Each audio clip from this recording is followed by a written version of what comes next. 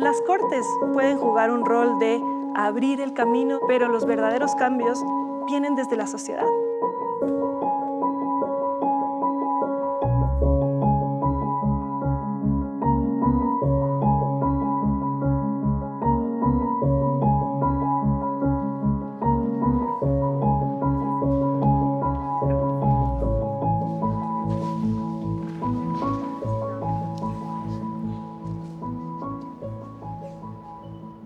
La historia de los derechos humanos no debe mirarse siempre desde las cortes y desde arriba. No es a las cortes a donde debemos mirar si estamos buscando realmente una transformación social. La transformación social, creo yo, debe venir desde abajo, desde la sociedad. Y en la historia eso ha sido siempre así. En todas las culturas vamos a encontrar formas de luchar por lo que hoy etiquetamos como derechos humanos. En esas épocas no se llamaba así, no se llamaba derechos humanos, no se llamaba derechos constitucionales, pero si concebimos a los derechos humanos como esas normas que nos permiten vivir en sociedad, que nos permiten poner límites al poder, poner límites al autoritarismo, que nos permiten reconocernos como personas con dignidad humana, tratarnos con dignidad. Entonces, la historia de los derechos humanos ha sido la historia de la civilización. Reflexiono desde mi situación personal. Yo no podría estar aquí, yo no podría hoy ser una mujer joven que ejerce un cargo de autoridad si no fuera gracias a los derechos humanos. ¿Cuántas luchas sociales han tenido que ocurrir a lo largo de estos años para que hoy una mujer como yo, gracias a todos los privilegios, a la educación, a una familia que me cuidó, en la que yo pude crecer sin violencia, que no es una historia representativa todavía de la mayoría de mujeres en Ecuador, pueda ejercer un cargo de autoridad? Las mujeres durante décadas, siempre todavía en su rol doméstico, siempre controladas por los hombres, digamos, ha tenido que ocurrir mucho para que yo hoy pueda llegar acá. Y lo mismo con cada uno de ustedes, el que cada uno de ustedes hoy pueda salir de casa, pueda leer lo que quiera, pueda escuchar lo que quiera, pueda decir lo que quiera, preguntar, que podamos tener esta conversación sin límites, que podamos acceder a toda la información, que ejerzamos un cargo público. Todo eso son formas de ejercicio cotidiano de los derechos humanos, y donde los derechos humanos importan es en el día a día. Las cortes pueden jugar un rol de abrir el camino, de impulsar algunos caminos, pero los verdaderos cambios y quienes deben estar siempre luchando por los derechos humanos vienen desde la sociedad, desde la casa, desde el trabajo, todos los días. Ahí es donde se construyen los derechos humanos y ahí es donde nosotros realmente podemos transformar sociedades. Se ha logrado mucho y todavía tenemos que seguir luchando y seguir trabajando para que podamos vivir con más igualdad, para que esa dignidad se respete, para que además podamos vivir en armonía con el medio ambiente. Eso es algo que todavía tenemos que seguir trabajando y eso está en el día a día. No basta con que una corte diga que protegen al medio ambiente si nosotros no lo hacemos en la casa. Es realmente muy, muy gratificante. Como activista en derechos humanos puedes tocar las vidas de muchas personas también, sobre todo si estás litigando en el área de derechos humanos. Como docente puedes tocar la vida de muchas personas y es lo más lindo cuando luego les ves a tus estudiantes ya florecer, brillar en sus carreras, y yo no creo que pueda haber algo más gratificante que eso. Y en el servicio público lo mismo, también creo que puedes tener un impacto transformador muchas veces y eso ha sido muy bonito para mí. Siempre he buscado formas quizás un poco distintas de vivir mi vida que no necesariamente son aquellas que complacen a la autoridad, llámese el papá, la profesora o quien sea la autoridad en ese momento. Siendo hija de uno de los fundadores del estudio jurídico más grande de Quito, es difícil a veces vivir siempre bajo la sombra de tu papá. Y es más difícil siendo mujer. ¿Por qué? Porque como mujer siempre te van a cuestionar. ¿Por qué tienes este ascenso? ¿Será que realmente lo mereces? ¿Será que es porque trabajaste duro y porque eres brillante? ¿O será porque te acostaste con el jefe? ¿O será porque eres la hija del jefe? Por alguna razón a las mujeres siempre se nos cuestiona por qué estamos ascendiendo en nuestras carreras. Eso no pasa igual con los hombres, al menos no en todos los casos. Entonces, para mí, crecer en el mismo estudio jurídico, donde de alguna forma siempre iba a ser yo la sombra de mi papá y siempre se iba a cuestionar si era mérito propio o era por ser hija de mi papá, es algo que no necesariamente quería hacer. Y luego, bueno, también desde la universidad descubrí que lo que me apasiona son los derechos humanos. La Universidad de San Francisco de Quito, que por suerte es una universidad de artes liberales, y tienes que tomar materias de historia, de América Latina, de economía, de muchas otras ramas. Y eso a mí me hizo encontrar, incluso fuera de las clases del derecho, la pasión por los derechos humanos. Mi primer trabajo fue con el ACNUR, con el Alto Comisionado de Naciones Unidas para los Refugiados, un trabajo muy lindo, donde me hubiera gustado quedarme más, donde tuve la oportunidad de conocer de cerca muchos casos de movilidad humana. Estamos hablando del año 2003, cuando yo me gradué de la universidad. Conflicto armado en Colombia, mucha gente que venía acá buscando refugio, y yo trabajé haciendo entrevistas todos los días a personas solicitantes de refugio o ya refugiados que buscaban reasentamiento en terceros países. Y fue un trabajo también muy lindo, muy humano. Después tuve una beca, la beca Fulbright, para poder ir a estudiar a Estados Unidos. Fui a Columbia University y después tuve una beca que se llama la beca Rómulo Gallegos, que me permitió llegar a la Comisión Interamericana. Y yo ni siquiera terminé la beca en la Comisión Interamericana, me faltaban todavía unos meses y ya me ofrecieron un cargo como abogada. Y desde ahí lo que ha pasado un poco en la historia de mi vida es que desde muy chiquita no solo de tamaño, sino también de edad, me han dado cargos que a veces tienen una responsabilidad muy alta para la edad que tengo. Y fue así como me quedé trabajando en la Comisión Interamericana de Derechos Humanos en Washington, D.C.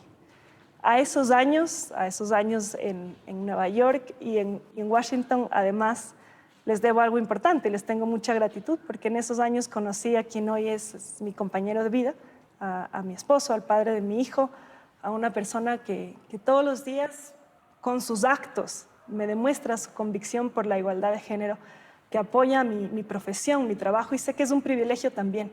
Sé que muchas mujeres no podrían tener un cargo como el que yo tengo, y tener un cargo que te obliga a ponerte en el escrutinio público, porque a veces no tendrían el apoyo en casa. No todas las parejas te dan esa comprensión y ese apoyo y ese sostén.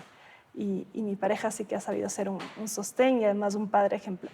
Yo creo mucho en el impacto transformador o en el potencial transformador que pueden tener las decisiones de las Cortes en materia de derechos humanos y de derechos constitucionales. Llámese Corte Interamericana, llámese Corte Constitucional. A veces pensamos el caso y miramos el caso solo por lo que marca en ese momento y no medimos lo más importante, que es ese efecto preventivo. Muchos casos del sistema interamericano se toma una decisión, se sienta un estándar tal vez no global, pero al menos interamericano, y otros jueces de la región. Digamos que es un caso sobre Perú, pero luego un juez de Argentina se agarra de eso y uno de Brasil también y uno de Ecuador también, y todos empiezan a adoptar esos mismos estándares para tomar las decisiones y tienen este impacto, digamos, transformador y preventivo. La visita, por ejemplo, de la Comisión Interamericana a Argentina genera un movimiento, estoy hablando durante la dictadura en Argentina, que luego hace que básicamente se caiga la dictadura, que hay un retorno a la democracia y tiene este impacto. Tan es así que en Argentina muchas personas se sienten muy cercanas al sistema interamericano por cómo tocó sus vidas. Y eso sigue pasando. Cuando yo estaba en la Comisión Interamericana vi cómo te criticaban por igual países de lo que se llaman izquierda y de derecha. En ese momento Cuba o Colombia, países, digamos, que estaban en los polos opuestos de este mundo polarizado en el que vivimos, todos criticaban a la Comisión Interamericana. Y ahí dices, tal vez estamos haciendo lo correcto. Si es que desde los dos polos nos están criticando por igual, quizás estamos haciendo lo correcto. Los unos te dicen, es que la Comisión es de izquierda, del otro lado te dicen, la Comisión es de derecha. Bueno, la verdad es que la Comisión lo que está diciendo es que los derechos humanos son el piso mínimo y que debajo de eso ningún gobierno, no importa si de izquierda o derecha, ningún gobierno puede estar. Lamentablemente son hoy día otra vez esos países que rayan en el autoritarismo los que buscan formas de lo que se llama salir del sistema interamericano, de denunciar la Convención Americana o denunciar la Carta de la OEA. En este momento Nicaragua, en su momento fue Venezuela. En Ecuador también tuvimos un gobierno que durante años amenazó con denunciar la Convención Americana sobre Derechos Humanos. Ahí creo que también los ciudadanos debemos apropiarnos más del sistema interamericano, no esperar a que la Comisión se defienda solo, a que haya unos abogados que defiendan el sistema interamericano. Los beneficiarios del sistema interamericano de derechos humanos somos nosotros, somos cada ciudadano. Cada uno de nosotros algún día podríamos llegar a necesitarlo y por eso tenemos que estar siempre alertas de defender el sistema y que no haya retrocesos. Una denuncia, salir del sistema, sería sin duda un enorme retroceso en la región. Tengo esta impresión de que podrías haber hecho una carrera en cualquier lado, pero quiero saber qué te motivó a regresar a Ecuador. ¿Por qué Ecuador? Lo que me motivó a volver fue sin duda estas ganas de devolver al país un poco de estos privilegios que yo he tenido. Devolver un poco de esta educación privilegiada que me dieron mis padres, colegio, universidad, universidad en el extranjero. Además de estas ganas de volver al país y no quedarme solo en el extranjero, sino trabajar aquí, sea en la academia, sea en el servicio público. A esto se suman, por supuesto, una motivación ya más personal. Quizás no lo saben, pero mi familia de parte de madre es manabita y vengo de un matriarcado muy fuerte, con lazos familiares muy fuertes, donde tengo una relación muy estrecha, en ese momento con mi bisabuela todavía, luego abuela, tías, primas de mi mamá, mis primas, y no quería yo empezar a tener una familia lejos de esa familia mía también. Quería ver crecer de cerca a mis sobrinos, quería que mi hijo crezca cerca de su abuela, bisabuela y demás, y en ese matriarcado que a mí también me ha dado tanto y que valoro tanto.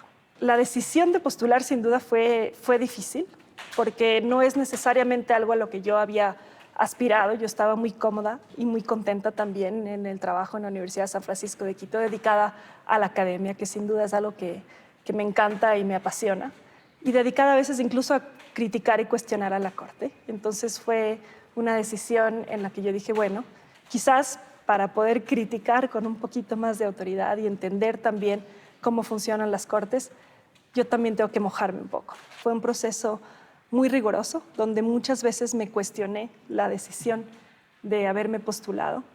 En esos momentos yo también siempre sentía que no tenía lo suficiente para llegar a ser jueza, que mis conocimientos no eran suficientes, no tenía un doctorado, mi edad no era suficiente y de alguna manera, si bien acepté la postulación y sentía que estaba preparada, también sentía que dentro de toda esa, digamos, gran bolsa de candidatos, posiblemente no iba a ser yo la elegida. Sentía que si mi nombre estaba ahí, seguramente era porque estuvieran buscando mujeres con quienes rellenar las listas, pero en los candidatos en los que estaban pensando eran otros candidatos hombres, como hemos visto muchas veces configuran las Cortes, con mucha más edad, con mucha más experiencia.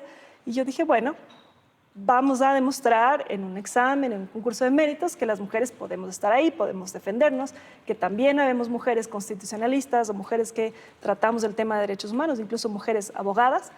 Hubo momentos en los que, sobre todo cuando empezaron las comparecencias orales y vi la manera en que trataban a los candidatos y candidatas, dije, bueno, me arruiné la carrera porque ni voy a llegar a ser jueza porque no tengo doctorado, ni voy a poder seguir dando clases porque con qué legitimidad me voy a parar yo a dar clases de procesos constitucionales después de que me arruinen en la comparecencia oral. Así que tuve muchas dudas y en esos momentos de dudas tuve muchas personas, no solo de mi familia, también en ese momento de mi trabajo, que me acompañaron y me dieron ánimos. En ese momento yo era vicedecana en la Universidad de San Francisco de Quito y Farid Simu, como decano, recuerdo, muchas veces vino a darme ese sostén, a decirme, si puedes, dale, ánimos, no te dejes, vas a poder, demuestra lo que sabes, cree en ti.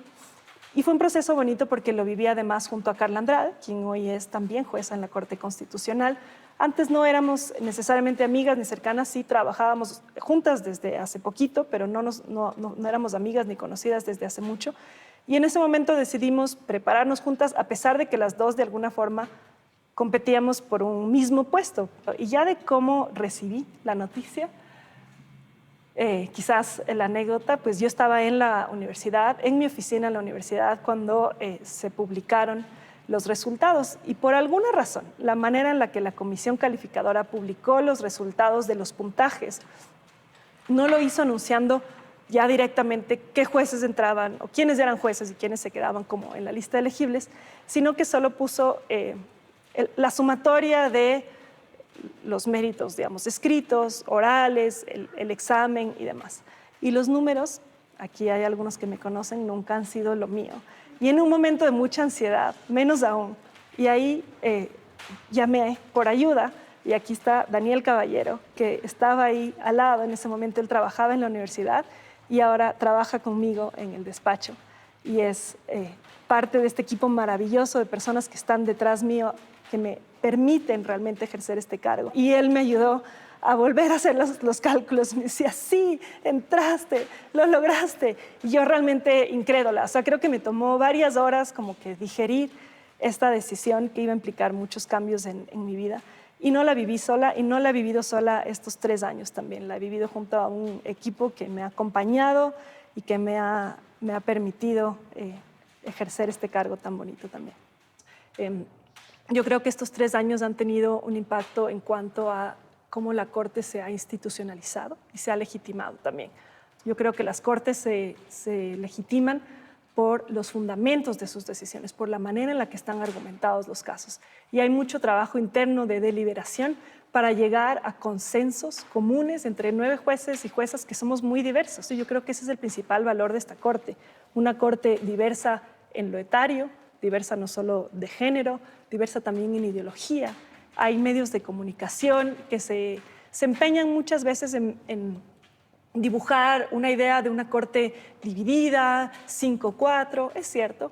Decisiones muy puntuales se han tomado divididas, a veces de 5-4, como pudo ser el matrimonio igualitario, a veces de 7-2, como pudo ser la despenalización del aborto, pero la enorme mayoría, pero estoy hablando de largo del 95% para arriba, son decisiones consensuadas. Como abogados tenemos siempre desacuerdos, como jueces por supuesto que tenemos desacuerdos todos los días, pero hay algo que nos une, que es superior a esos desacuerdos, que es queremos una Corte Constitucional sólida que sepa jugar su rol en esta democracia. Eso lo queremos todos a través de nuestras distintas visiones del derecho.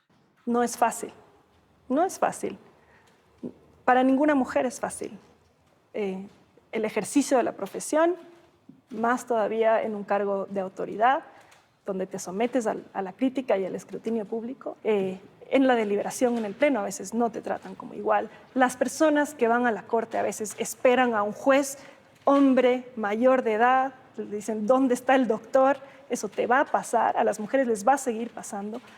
Creo que es cuestión todavía de unas décadas. Sí confío y soy positiva en que en algún momento vamos a lograr esa igualdad donde no sea tan extraño ver a una mujer y ver a una mujer joven en un cargo de autoridad, pero hoy todavía lo es y la forma de hacerlo es demostrando con tu trabajo lo que tú sabes, lo que tú vales, aunque tengas que trabajar un poquito más duro y no rendirte. Hay algunas cuestiones de esta sociedad patriarcal que todavía hacen que nos empujan a las mujeres hacia afuera, ¿no? Puede ser el acoso sexual, puede ser incluso la manera en que los ambientes laborales no se han adaptado siempre a las responsabilidades que hombres y mujeres tenemos cuando decidimos ser padres. Y esto muchas veces empuja a las mujeres a dejar el ámbito profesional. Y yo les diría, no, quédense adentro y desde adentro traten de cambiar esos ambientes, traten de explicar que los ambientes laborales tienen que adecuarse a que no siempre hay alguien en la casa ocupándose de lo doméstico, que hombres y mujeres somos iguales y tenemos que tener, digamos, horarios a veces un poco más flexibles, que tenemos que tener espacios para poder ejercer nuestra vida familiar si es que es lo que nosotros escogimos, y hay que trabajar desde adentro. Los cambios son desde adentro, en lo cotidiano, y no podemos esperar a que alguien más cambie la vida por nosotros. Hay que trabajar duro y hay que seguir, pero sí que es más difícil. Mencionaste que cuando estabas en la academia, previo a la Corte, eras muy crítica con la Corte. Ahora, estando en ese lugar, ¿qué significa o cómo llevas esas críticas, ya desde el punto de vista personal y profesional? Creo que eso fue para lo que más me preparé cuando decidí ser jueza de la Corte Constitucional, porque como yo trabajé siempre los temas de libertad de expresión, defendí siempre la posibilidad de criticar a la autoridad. Creo que los medios tienen que hacerlo, creo que la sociedad tiene que hacerlo, creo que siempre tenemos que estar cuestionando la autoridad. Ese es el rol de la sociedad. Entonces, cuando yo decidí someterme a estar en un cargo de autoridad, sabía y estaba muy consciente de que iba a ser criticada. Más todavía en una Corte Constitucional. El rol de las Cortes no es ser popular. Si tú sales de una Corte Constitucional más popular de lo que entraste, seguramente hiciste algo muy mal. Y la Corte no se debe a las mayorías. Si las Cortes existen es más bien porque en las asambleas, congresos, en el órgano popular de deliberación, ellos se deben a las mayorías. Y tú necesitas a veces una corte que pueda proteger a las minorías. Pero por lo demás creo que los medios hacen su trabajo y la sociedad hace su trabajo cuando nos critica. Nosotros como jueces, eso sí, no podemos dejar que esa sea la razón por la que tomamos una decisión.